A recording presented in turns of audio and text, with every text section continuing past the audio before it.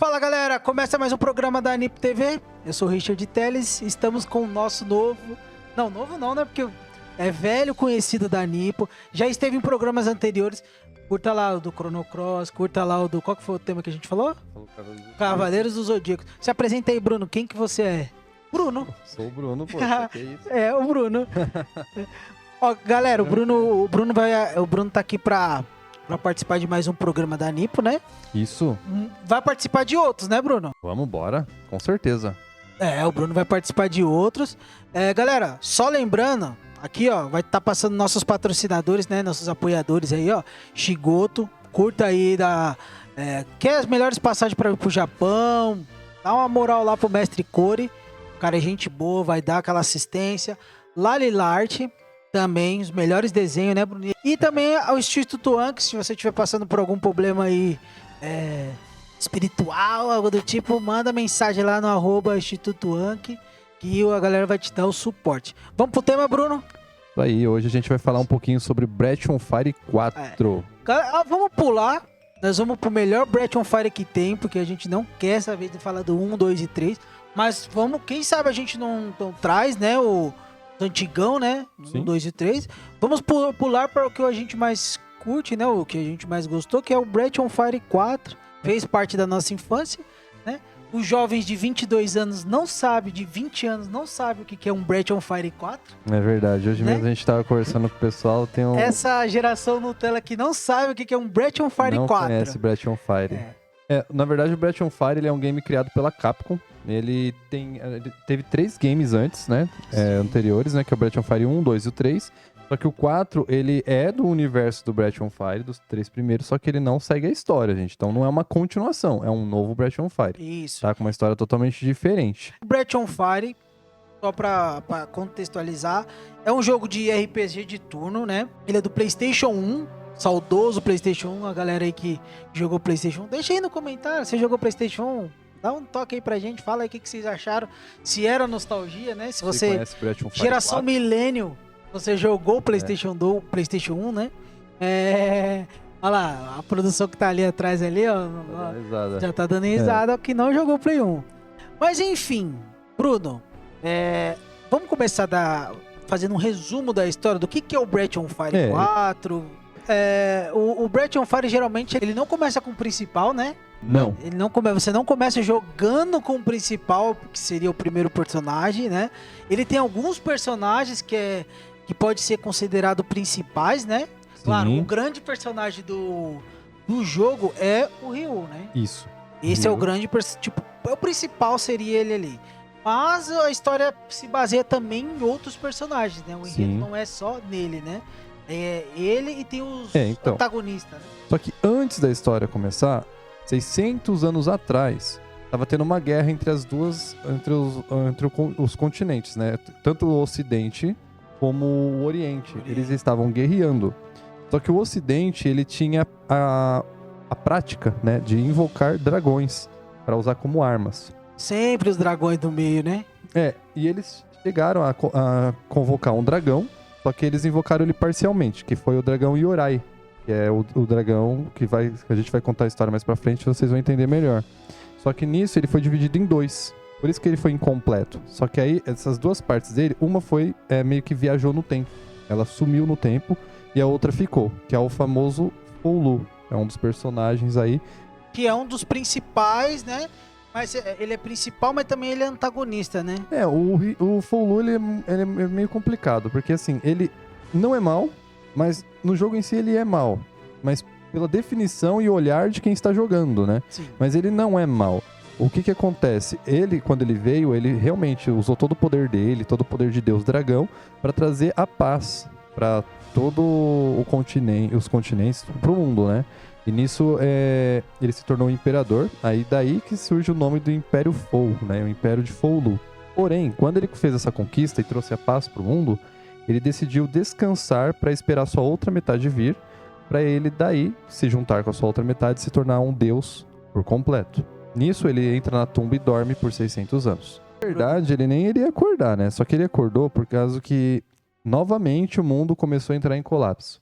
Tanto o Ocidente como o Oriente começaram novamente a guerrear. Aí Será que ele acordava pra fazer xixi? Acho que não, é hein? uma dúvida interessante, né? Porque Acho que 600 não. anos, você segurando um pipi é complicado, né? Talvez ele... E isso porque no jogo não é a primeira coisa que ele faz, né? Ele não foi atrás de um piniquinho. É, exatamente. Mas, Então, continue. Aí o Folu, ele acorda. Aí eu não sei se ele acorda porque a sua outra metade chegou ao mundo, ou se ele acorda porque ele tá sentindo o que está acontecendo novamente no mundo. O jogo não destruição. deixa bem claro isso, né? É. Não deixa, tipo, não define muito bem qual que seria o motivo pra ele despertar, né, do sono dele, né? Isso. Aí nisso, ele não, até então, antes dele acordar, eu vou voltar agora um pouco pra história, tá, gente? Do personagem principal. O Fulu é isso. Então a gente não sabe se ele é bom ou mal. Na verdade, ele tem definições e conceitos diferentes do Ryu, do personagem dragão da outra parte dele. Sim. Né? Que o Ryu é a outra parte do Fulu. Então, assim, a Nina, que é a princesa de Windia, ela vai atrás de sua irmã. Como estava tendo novamente as guerras entre o Ocidente e o Oriente, a princesa Elina, que é a irmã da Nina, ela sai para ir para o Oriente fazer trabalhos voluntários para o bem das pessoas mais necessitadas. Ou seja, ela vai para um orfanato, ela vai para cidades empobrecidas e ela vai dando suporte e apoio para todos. Porém, ela vai tendo contato com todas as regiões do Oriente. Nisso, ela acaba chamando muita atenção, só que ela desaparece. O Cray, que é um dos guardas, né, da cidade de... Acho que são os Warrens. É, É uma aldeia, né? A aldeia de exorcista, né? Ele, Warrens. o Cray, ele é metade animal. Ele tem, acho que, um rabo de castor, se eu não me engano. Eu não tô muito lembrado. Que tem... No Breath on Fire tem a definição de raças lá, né? E o Cray, ele é de uma raça que eu não vou lembrar o nome, que eles são meio animalescos, né? Eles podem ser, tipo... No jogo aparece mais tipo da raça Orelhas, dele, né? rabo... Isso. É tipo humanoides, né? Misturado entre humanos e animais, né? Quase tipo uma... Ele tem um formato humano, mas com cauda, com rabo, né? Ele seria o cara do dano, né? A Nina vai junto também, só que a Nina, ela é a princesa de Windia. Ela é irmã da Elina. Ela tem asas de anjo também, que é uma outra raça, né? Que eu já não lembro o nome da raça, gente. Aí é o Winders, alguma coisa assim. É um nome diferenciado, tá? Dito isso, eles são atacados pelo dragão do deserto. Aí eles quebram o navio, que é o barco, né? Que é um barco de areia deles. Aí o Cray pede pra Nina ir procurar peças novas na cidade mais próxima. E a Nina vai sozinha e ele fica pra proteger o barco. Nisso, ela encontra um rapaz totalmente pelado, que é o Ryu. Ele veste uma roupa e ele se propõe a ajudá-la. Aí ele vai ajudando ela, aí daí que começa o Ryu e a Nina em busca das peças e ele entender quem é ele, porque na verdade ele meio que não sabe direito quem é ele. Ele só sabia o nome dele, gente. Então a Nina fica meio confusa. Ainda bem que ele lembrou pelo menos o nome dele, né?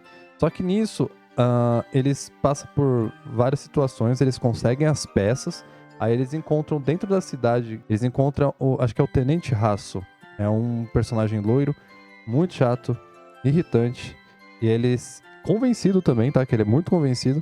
E nisso o Rasso, ele ataca os dois personagens e eles conseguem vencê-lo, né? A máquina que ele convoca, e fugir. Só que eles não conseguem fugir pela frente, né? Porque os guardas do Império estão ali, atrás deles. Nisso eles fogem para um outro lugar onde tem uma aldeia repleta de miasma. E a Irshin, que é um robô, né, um espírito dentro de um robô de uma mulher, vê que quase copiaram do Fullmetal. Isso, bem isso. Que o Fullmetal é o espírito, né, de uma pessoa dentro de um objeto, de um robô, né, no caso, né. É a mesma coisa. Ela tá dentro do robô, só o espírito dela. Ela controla o robô. Que durante o anime até você vê o espírito dela de verdade, né. Sim. Ela aparece, como a alma humana dela aparece lá, né, porque... Parece. A gente entra, se não me engano, até no sonho dela. Exatamente. E ela também pode possuir pessoas, tá? Então, aí nisso, ela vê que o Ryu tem olhos de dragão e se propõe a ajudá-los. Mas, claro, ela tá com interesse em entender, né? Por que o dragão tá ajudando essa menina, né? Daí a Irshin acaba entrando pro grupo, ajuda eles a passar pelo miasma e daí eles se encontram novamente com o Cray. Depois que eles se encontram com o Cray, eles descobrem através de um sonho do Ryu de que a princesa Elina não estaria mais no Oriente, e sim no Ocidente. Ou seja, onde é a terra natal da Nina, Eline e Cray. Aí eles já ficam muito confusos, porque se ela veio pro Oriente pra ajudar, por que ela tá no Ocidente? E eles descobrem também que a Elina foi pra uma cidade próxima ajudar um certo orfanato. Eles vão até lá pra procurá-la, interroga as pessoas e acaba descobrindo que um capitão meio peixe, provavelmente possa aparecer a imagem dele, e ele realmente levou ela clandestinamente de volta pro Ocidente. Mas por que levar a princesa Eline de volta pro Ocidente de forma clandestina se ela também mora lá? Então isso faz sentido, né? Ficou muito estranho. Quando eles chegam até lá, eles encontraram esse homem, esse Capitão Peixe, falaram pra ele levar eles lá, ameaçaram, teve briga, teve tudo isso, porção de coisas que aconteceu. Nisso, eles vão para o Ocidente, esse mesmo capitão que levou a Elina leva eles de forma clandestina, e lá eles não podem fazer nada de errado, serem encontrados, senão eles são presos. Lá, meio que qualquer coisa que eles fizerem de errado, eles são presos como inimigos do Império. Só que eles vão para a cidade onde a Elina estava aparentemente lá, e eles acabam sendo capturados por estar entrando em um castelo ou em casas onde eles não são bem-vindos, não podem estar entrando sem permissões do reino. Aí o Cray é preso, como ele é o mais velho do grupo, ele que é o acusado. A Nina e o Ryu ficam numa pensão e tem um guarda junto com eles que é chamado Ixias. E o Ixias, ele é pago para vigiar e olhar os passos dos protagonistas, né? Nisso Detalhe que o Ixias ele é da mesma raça que o Cray, né? Isso, ele é meio cachorro, verdade. E ele é um espadachim que é cachorro, né? E ele é gago, né? É. Ele é gago. Sim, é verdade. Na verdade, assim, tem um rumor que, né, que eles falam, né, do jogo antigo, que, na verdade, ele é bêbado. No Japão é que ele é bêbado, ele é um bebum, e por isso que ele fala daquele jeito. Só que na tradução, quando foi pra América, que aí ficou mais famoso, eles transformaram em gago por causa da censura. Por isso que tem essa diferençazinha, mas praticamente lá muita gente conhece que ele é gago mesmo, né? Só uma curiosidade aqui. Depois que eles ajudam, né, o Ryu a encontrar o Dragão do Vento. O Dragão do Vento explica todo um pouco sobre a história do Ryu, que ele é metade dragão do Folu e tal, do Imperador, do verdadeiro Imperador. E que existe um usurpador no lugar do Imperador, né, do verdadeiro Imperador. E que o Folu está vagando pelo mundo e está tentando encontrá-lo. Aí o Ryu já começa a entender um pouquinho a história dele, que na verdade ele não é um humano como os outros, e sim um deus dragão, uma parte de um deus dragão. Até então, nesse momento aí, o Folu, ele já tinha saído da cripta onde ele ficava preso, dormindo, né? Ele achando que seria bem-vindo, né? Porque querendo ou não, o nosso Lorde, nosso Deus, o nosso Imperador voltou, retornou. Vamos dar o trono novamente para ele porque ele é o nosso Imperador. Na verdade, ele não foi aceito, ele foi atacado, tá? Porque o próprio Imperador sabia das fraquezas do Folu. Sabia que o Folu não estava completo, sabia que o Folu tinha acabado de acordar e os poderes dele não estavam 100%. Então eles aproveitaram dessa deixa para atacar o Folu. Atacaram a primeira vez o Folu, ele foi ajudado por um lenhador, que era um antigo guerreiro do Império, e aí ele viu bondade nesse lenhador. Aí ele decidiu ir embora. Quando ele estava indo embora, ele foi novamente atacado pelo Império. O Império tentou matar ele novamente. Nisso começou a nutrir um pouco de raiva pelos humanos. Só que aí ele conheceu uma menina chamada Nami. Essa Nami ajudou ele e se apaixonou por ele. E ele começou a ver que a vila, pacificamente, ele começou a ajudar as pessoas da vila a ficar ali naquela vila. Ele se sentiu simpatia pelaquela vila. Porém, uma das pessoas daquela vila, né, ficou sabendo que ele estava lá e avisou o Império. O Império chegou atrás dele, a Nami protegeu e se declarou para ele, e ele fugiu. Porém, ela foi sequestrada pelo Império. E existe um equipamento usado pelo Império, né, ali no Ocidente, que é chamado de Carronade. Carronade, ele é um canhão muito poderoso, que ele coloca uma mira numa pessoa. Mas para colocar essa mira na pessoa e atirar, ele precisa de uma outra pessoa, parente, parceiro, o que seja, que tenha sentimentos, que nutre sentimentos para essa outra pessoa, sacrifica, ou seja, mata essa pessoa para usar como... Nossa, cabra, esse canhão. Para usar como disparo do Carronade. Nisso eles pegam a Nami, sabe como ela ama o Folu, então usam ela como sacrifício para atirar no Folu. E o Folu, ele é atingido. Só que aí até então ele desaparece, ninguém sabe o que aconteceu com ele.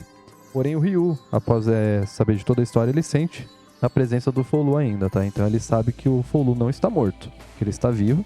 Eles seguem pro castelo do Imperador. E no meio do caminho, eles encontram quem? O Tenente Rasso. O Rasso novamente aparece com a Capitã Úrsula. Nisso, eles encontram o General Rasso. General não, gente, perdão. Tenente Rasso. E o Rasso, ele ataca os companheiros do Ryu e meio que força ele a meio que ficar do lado deles, alguma coisa assim, tentar prender ele ou matá-lo, e ele sai fora de si. Ele usa todo o poder dele e elimina o Rasso de vez. E a Úrsula, ela é presa. Porém, depois da Úrsula entender toda a história do que está acontecendo, de que o Imperador, na verdade, está traindo o Império por motivos pessoais, porque ele quer ser o Imperador, ele quer ser o dominante total, né? Ele quer ser o cara. Ela acaba ficando do lado do grupo. E acaba indo junto com o grupo, ajudando eles. Nisso, eles estão indo rumo ao Castelo do Império. Eu lembro que a Irshin acaba se mostrando também ser uma espécie de divindade. Ela entra num corpo de uma criancinha lá que... Tipo, são pequenos gnomos. Eu falo que são gnomos, porque parecem uns gnominhos mesmo. Sim, e tem uma idosinha lá. Mesmo. E a idosinha, ela meio que tá treinando o Ryu. E depois disso, depois de todo esse treinamento, o Ryu ele tem o papel de encontrar os outros dragões para ganhar força, para talvez ter que lutar contra o Folu. Porque até então, já estão sabendo que o Folu ele não está do lado mais da humanidade, né? Ele ficou praticamente... Ficou doidão, porque também, pô, ele se revoltou, dele, né? mataram a pessoa de que ele estava gostando. Então ele perdeu todo o amor e afeto pela humanidade. Ele só queria que a humanidade acabasse, se encerrasse. Nisso, ele tem que encontrar os outros dragões, que são chamados ali de Endless. E acho que são 6 dragões. Cada um tem um elemento específico. Tem o dragão do vento, tem o da areia, tem o do fogo. Já ouvi isso em algum outro jogo, hein? 6 dragão, cada um com elemento... Ah, tá. O Chrono Cross. O Chrono Cross. Verdade. Nisso ele sai em rumo aos outros... tanto ele vai pro ocidente e pro oriente, ou seja, ele fica viajando pra todos esses lugares atrás desses dragões. E esses dragões começam a ir pro lado dele. Então, assim, tem uns dragões bem diferenciados. Quando ele termina de encontrar todos esses dragões, aí sim eles novamente partem para o Império. Chegando no Império... eles veem todo mundo morto, ou seja, não somente os soldados foram extintos, tá? O Folu ele ficou tão revoltado que quando ele chega na cidade do Imperador, ele mata mulheres, crianças, soldados, todo mundo. Ele simplesmente pega a espada e sai matando geral sem olhar pra trás. Ele vai matando e indo pra frente. Ele fica com tanto ódio do Imperador por tudo que aconteceu que ele só quer matá-lo. Tem uma cena censurada que na América também, título de curiosidade, que o Folu vai e arranca a cabeça do cara. Ele censura, obviamente, né? Aqui quando foi para o Ocidente, mas no Oriente lá, não mostra ele cortando, decapitando a cabeça de um dos soldados. De um dos soldados, o soldado fala parado aí, ele simplesmente dá risada e mete a espadada no cara. Chegando até o Imperador, ele conversa com o Imperador, ou seja, ele dá a oportunidade do Imperador conversar. Só que o Imperador, a partir do momento que o Folu vira as costas para ele, o Imperador enfia uma adaga nas costelas do Folu. O Folu dá uma olhada, começa a sangrar e dá risada, porque ele vê que o Imperador não é uma pessoa de confiança, é uma pessoa ruim como os outros humanos. E obviamente ele assassina o Imperador e fica no trono. Até então, os nossos companheiros, o Ryu, a Nina, o Cray, Ixias, Úrsula e Irshin chegam na cidade. E eles começam a ver toda aquela destruição, né, em massa. Eles ficam super assustados, eles chegam até a sala do Imperador, encontram o Folu lá, sentado. O Folu começa a conversar com eles, falando que os humanos são todos maus, eles não têm merecimento de paz, de perdão, nem nada disso. Só que aí o protagonista Ryu fala, né, que não, que ele tá enganado, que os humanos têm sim um lado bom, que eles têm um lado de bondade. Por quê? Porque o Ryu, ele não passou pelo que o Folu passou. Junto com a Nina, ele viu o orfanato, ele viu as pessoas necessitadas, viu as pessoas ajudando eles. Tem toda essa questão. A Elina, né, que eu até esqueci de falar, vou retornar rapidinho. A Elina, ela foi capturada por um rapaz do Império também, que era de uma cidade, a mesma cidade onde controla o Carronade. E ela ia ser usada como sacrifício para atacar o Oriente. Ou seja, o Ocidente tinha essa arma e estava utilizando para poder matar as pessoas do Ocidente. E quem era a melhor pessoa? A Elina. Por quê? Porque a Elina passou em várias cidades do Oriente, conheceu várias pessoas, então ela praticamente marcou alvo em vários lugares. Mas vamos usar a princesa Elina como um alvo só? Vamos sacrificar ela para destruir uma cidade só do Oriente? Não, vamos tentar transformá-la num ser imortal para atacar várias cidades. Foi daí que ela é transmutada, né? Parecido com o Fullmetal, né? Vamos da latinha. Sim. É a mesma coisa, só que ela fica totalmente deformada da barriga para baixo. E eles não conseguem utilizá-la como sacrifício porque ela se tornou imortal. Na verdade, tem que ser sacrificado. Então eles erraram nessa contagem. Como ela vai ser sacrificada se ela não morre? Ela até morreria, mas o ser imortal dela não morreria. Então ela pede, tem uma espada Ou especial pros jogadores lá. de Magic, ela é indestrutível. Isso. Aí ela pede pro Cray, né, assassiná-la com a espada lá, uma espada especial do dragão lá, e ele ceifa a vida da Elina. Sofre muito porque ele era apaixonado por ela, a Nina também sofre bastante. Então, assim, o Ryu, ele viu todas essas questões, todos esses sacrifícios, toda essa necessidade das pessoas, e mesmo as pessoas passando por tanta necessidade, tanto apuro, não hesitaram em ajudá-los, então ele começa a ver que as pessoas não é de todo ruim. E aí o Folu começa a lembrar também das pessoas que ajudaram ele durante a jornada dele até chegar ao Império. Eles travam uma batalha. Essa batalha que eles travam é pra ver quem vai possuir quem. Se o Folu ganhar, ele vai possuir o Ryu e vai destruir totalmente a humanidade. Se o Ryu ganhar, ele vai tentar ajudar a humanidade, porque ele ainda vê salvação na humanidade. E no jogo a gente tem a opção de escolha. Tem um mangá também, existe um mangá, tá, gente, do Breath of Fire 4. No mangá, eles travam essa batalha, o Folu, ele perde, ele é derrotado, porque o Ryu, ele tem os amigos, né, pra ajudá-lo também. Ele não está sozinho, igual o Folu. E aí o Folu, pensando que vai ser absorvido, ele simplesmente abaixa a cabeça e fala, eu perdi. Só que o Ryu, ele se esquiva e dá a mão pro Folu. Ele fala, não, eu não quero sua destruição, o seu desaparecimento, eu quero sua amizade. E tem um detalhe interessante que eles, se você ver lá, eles se fundem e aí vira o quê? Qual que é o nome deles? O Ryu. Fonryu. Olha a criatividade, Fonryu.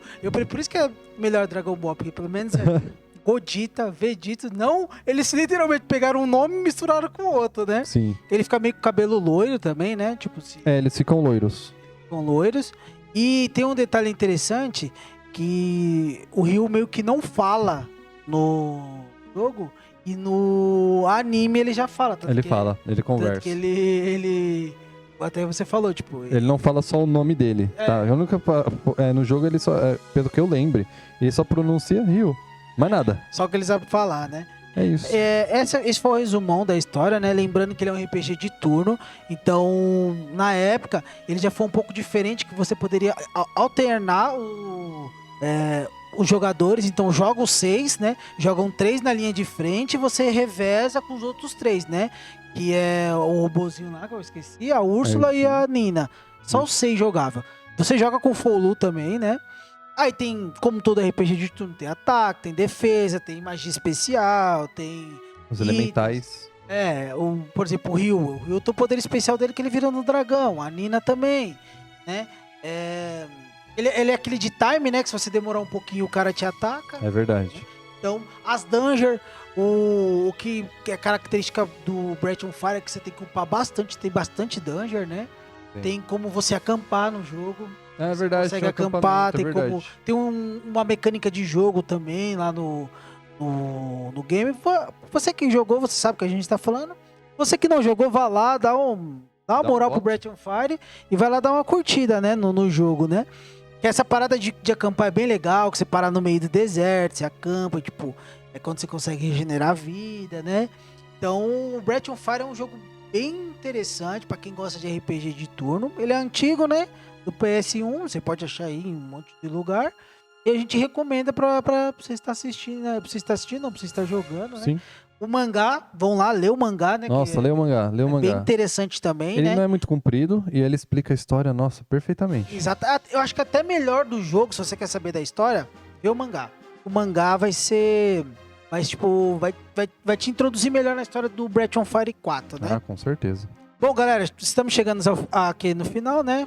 Breath of Fire, o Bruno fez um resumão aí pra gente, ele que manja mais da história, né? Só lembrando aí, ó, vamos deixar as redes sociais aqui. Sigam a gente lá em todas as plataformas que vocês acharem a gente. @NickPlus, é nós na fita. Só lembrando aí, dá aquela moralzinha também para os nossos apoiadores, né? Shigoto.com, Instituto Anki, Lalilarte. Vão lá na página deles também, a moral. E o Nick TV. E o Nick TV também não pode. Estamos todo domingo lá no canal. Tem reprise durante a semana também, Tem né? as reprises durante a semana lá no canal. Vocês vão estar vendo aqui aqui passando aqui embaixo também, ou você pode procurar aqui na descrição do canal. E também esse programa vocês vão estar assistindo no YouTube, porque vai estar no nosso canal oficial, né? Quer mandar um abraço, quer mandar um beijo, quer mandar um Hadouken, manda alguma coisa aí, Bruno, pra galera. Um abraço para toda a galera que tá assistindo, um abraço também pra Lariarte, pro pessoal também que tá sempre junto aqui com o pessoal da Nix TV. Os apoiadores, com certeza, também um abraço para todos vocês, por sempre estar apoiando o canal. E um abraço também pro pessoal que sempre tá aqui atrás dessa mesa, né? Que tem o Nicolas, tem o Gusta, tem o Jonas também. Então, assim, a gente tem um grupo bem completo, assim, de pessoas que sempre tá ajudando e apoiando a gente. Então, a gente nunca tá sozinho. Às vezes tem 2 pessoas aqui, né? Mas sempre atrás tá uma galera ali ajudando a gente. Então, ó, galera firmeza pra caramba. Então, eu agradeço muito. Um abraço pra vocês. Sempre, tá? Gente, não esquece. Deixa o like. Clica no compartilhe. Se aparecer o botãozinho de hype o vídeo, que vai estar dando um engajamento muito melhor pra gente. Exatamente. Tá? E só pra encerrar, acompanhe as lives lá que a gente tá fazendo. Todo final de semana vai ter live. Vai ser no sábado, vai ser no domingo. Tá? Fica esperto lá que a gente vai estar postando. A gente vai estar lançando sempre jogos novos, jogos antigos, jogos novos. Então, galera, estamos aí fazendo live novamente, hein? Deixa seu like aí, como o Bruno falou, e eu faço das palavras do Bruno a minha. É isso, galera. Então, aguarde aí pros próximos programas, nesse mesmo canal, nesse mesmo horário, hein? Valeu.